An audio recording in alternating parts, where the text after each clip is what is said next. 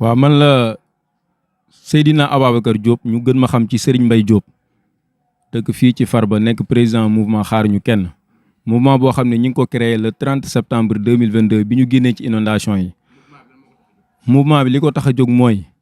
d'abord pour ñu xeex lan mooy inondation yi inondation yi nga xamante ne si jàpp nañ ne instant bii moom moo ñu teree nelaw bu ñëwee kenn dootul xëyiti kenn dootul jàngiti kenn dootul doxeeti say soxla inondation yi nga xamante ne si vraiment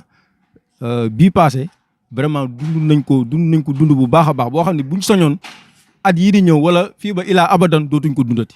ndax lim ñu causé dafa bari tellement bu ñu soñoon dootuñ ko dundati voilà. donc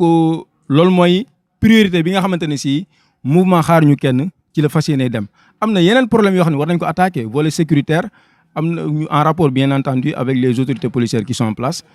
war nañ attaquer aussi li ñuy tuddee la problématique de l'état civil dans la banlieue dakaroise rawatina fii ñu dëkkee mooy Yeumbeul Sud loolu war nañ ko attaquer ak yeneen problème yoo xamante ne si jàpp nañ ni war nañ ko attaquer mais pour le moment dañu jàpp ne comme inondation yi moom moo ñu gën a sonal nañ ci taxaw bu ko defee ñu def ci li ñu man jébbal autorité yi li nga xamante ni si moom lañ xalaat ni lii bu ñu ko defee dana baax bu ko defee ñoom ñu jël décision yi ñu jël décision yi incha allah. waaw bi ñu koy taxawal dañoo jàpp ne comme autorité administrative yi notamment les autorités déconcentrées ñoom ñooy ñi nga xamante ni si ñoom ñooy dépositaire politique publique yi am fii ci département bi yëpp notamment le préfet le sous-préfet ñu dem seeti leen waxtaan ak ñoom seeti nañ leen waxtaan ak ñoom te it jébbal nañ leen li nga xamante ni si mooy mëbatu askan bi bind nañ benn mémorandum boo xamante ni si ci lañ def lépp li nga xamante ni si askan bi bëgg nañ ko pour ñu régler leen problème inondation yi jébbal nañ leen ko te ñoom nee nañ fa mu war a yegg dana fa yegg incha allah. waaye bi ci njëkk mooy d'abord ñu conscientiser fii nga xamante ni si fi lañ dëkk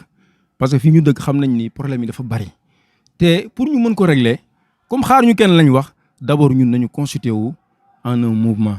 ñu woo paa yi woo jeunes yi woo maire yi woo délégué de quartier yi woo imam yi boole ci ñëpp ñu toog waxtaan loolu moo waral ñu def assemblée générale bi tey pour déglu xalaat nit ñi li nga xamante ni si war nañ ko def ñu def ko léegi nag bu inondation yi jeexee nag problème inondation yi bu jeexee ñu attaqué yeneen problème parce que conscience citoyenne mooy li nga xamante ni si nit bu nekk ci dëkk nekk ci république jàpp na ni war na ko def pour goxam dox pour dëkkam dox ci loolu la ñuy nekk bokk na li ci li ñu tënk mooy ñaari forage yi nga xamante ni si moo nekk suñu ginnaaw ñu taalal ñu ko ba nab bi wàcc ci suuf bu baax a baax loolu moom gis nañ ni heure bu ñu ko defee solution day am. beneen bi ci topp mooy fii tolloog tali karo bi ci l'ancien délégué de quartier muy Baye Moudou Aram Diop ñu raccordeel ñu ko mu dem ba train express régional bi. beneen bi ci topp mooy ñu defaral ñaari bassin fii à Yeumbeul Sud yoo xamante ni si tali karo bi ak feneen foo xamante ni si ndox daf fay jaar. dana fa mën a déverser bu ko defee ndox mi bu ñëwee dootul taxawati. waaw li may jeexalee mooy sant ñëpp gërëm ñëpp ñi teew ci assemblée générale bi yëpp délégué de quartier yi imam yi notable yi ñi dëkk ci koñ bi ñi dëkk Farba ñi dëkk feneen ak feneen ñëpp ñi ngi sant ñëpp di gërëm ñëpp mais di sant surtout le bureau ñi nga xamante ni si vraiment nelawuñ dammuwuñ taayuñ pour que lii mën a taxaw.